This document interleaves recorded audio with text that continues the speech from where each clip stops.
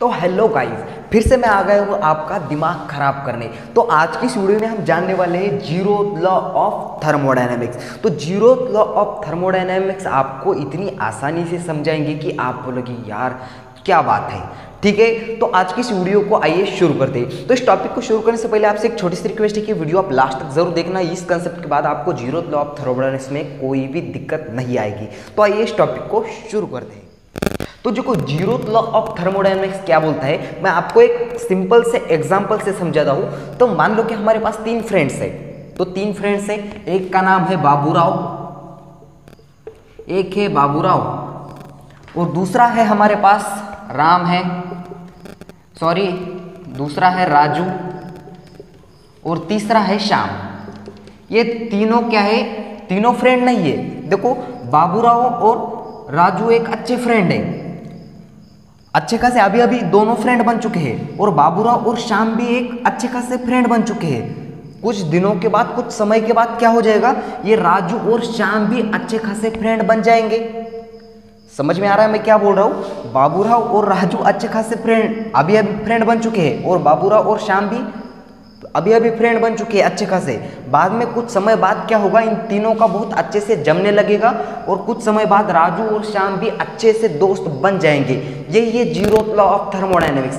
आइए मैं आपको थोड़ी फिजिक्स के भाषा में समझाता हूँ। ये तो हो गया मेरी भाषा में, अब फिजिक्स के भाषा में तो आपको समझा देता हूँ थोड़ा। ठीक है, इसको मिटा रहा हूँ। जीरो लॉ ऑफ थर्मोडायनेमिक्स थोड़ी अपनी अपनी भाषा भी बना देते हैं। तो फिजिक्स की भाषा में क्या बोलते हैं, देखो जरा। एक हमारे पास एक सिस्टम है, ऐसी एक सिस्टम है, टिंग टिंग टिंग टिंग टिंग, ये ऐसी एक सिस्टम है और इसकी जो बाउंड्री है वो कैसी है, नॉन कंडक्टिव एंड एडियाबैटिक। और इसमें से हमने एक एडियाबैटिक है, ये भी एक सिस्टम है, इसको ऐसे बना रहा हूं। ये कैसी है, एडियाबैटिक। टिंग टिंग टिंग टिंग टिंग टिंग टिंग टिंग टिंग, क्या कर रही हो यार? ठीक है, ये एक नॉन कंडक्टिव। ये बाउंड्री कैसी है, मैं यहां लिख देता हूं। ये जो वॉल है ऐसी टिंग टिंग टिंग टिंग, ये वॉल कैसी है, एडियाबैटिक। एडियाबैटिक यानी कि कैसी, नॉन कंडक्टिव। नॉन कंडक्टिव का मतलब समझ लो, इन दोनों बॉडी में कोई भी एनर्जी हो या कोई भी और मटेरियल हो, वो आपस में मिलजुल नहीं सकता। इस दोनों में एक दीवार है। और सपोज दैट मान लो कि इसमें हमने ए नाम का एक लिक्विड भर दिया और बी नाम का एक लिक्विड भर दिया। कुछ भी लो इसकी बात, जीरो लॉ ऑफ थर्मोडायनेमिक्स कैसा है, जनरल लॉ है। इसकी जगह कुछ भी हो सकता है, तुम हो सकते हो, मैं भी हो सकता हूँ, लिक्विड हो सकता है, फ्लूइड हो सकता है, गैस हो सकता है, कुछ भी हो सकता है। अब क्या कर दिया हमने, दोनों के ऊपर और एक कंटेनर रख दिया जिसमें कि सी नाम का फ्लूइड भरा है। इसमें सी नाम का फ्लूइड भरा है। अब इसमें जो वॉल है वो नॉन कंडक्टिव नहीं है, ये कंडक्टिव है। इसमें आपस में मिलजुल सकते हैं, ये दोनों भाई बहन बन सकते हैं। इसकी जो सिस्टम है वो कैसी है, कंडक्टिव है। ये जो बाउंड्री है ये कंडक्टिव है।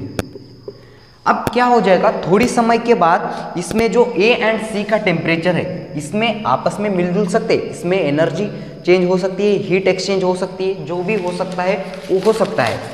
तो मैं ऊपर का नाम भी मिटा देता हूँ, नामो निशान मिटा दिया यार मैंने इनका।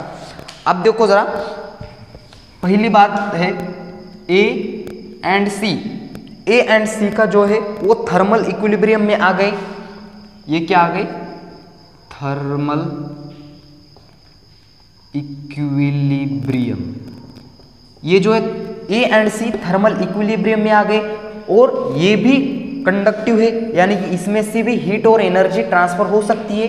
यानी कि मैं ऐसे भी बोल सकता हूं, बी एंड सी ये भी क्या आ गए, thermal equilibrium.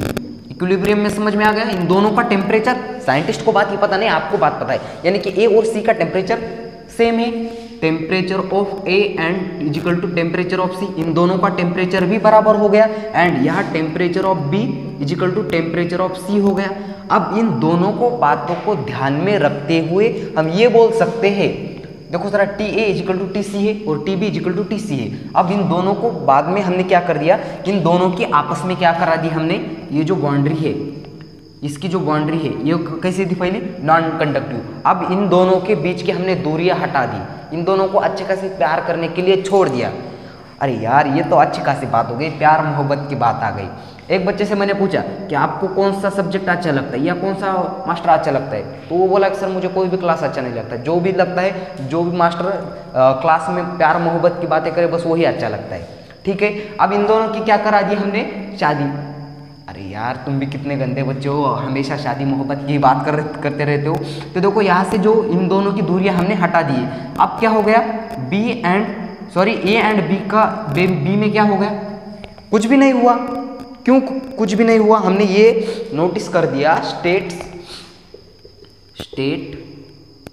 A and B remains such as, यानी कि क्या हुआ, ए एंड बी भी हमें ऐसे दिखाई दिया कि वो थर्मल इक्विलिब्रियम में आ गए हैं, थर्मल इक्विलिब्रियम में आ गए थे। ऐसा क्यों हुआ, यही बोलता है जीरोथ लॉ ऑफ थर्मोडायनेमिक्स, यानी कि कुछ समय बाद ऐसा हुआ, T A equal to T B, ये बोलता है जीरोथ लॉ ऑफ थर्मोडायनेमिक्स। अगर इन दोनों में एक्सचेंज हो रहा है ए एंड सी में और बी एंड सी में, तो ऑटोमेटिकली ये दोनों ए एंड बी बराबर हो जाएंगे, यही बोलता है जीरोथ लॉ ऑफ थर्मोडायनेमिक्स। कैमरे में एक बार चेक कर लूँ, वहाँ तक दिखाई दे रहा है, बिल्कुल ठीक दिखाई दे रहा है।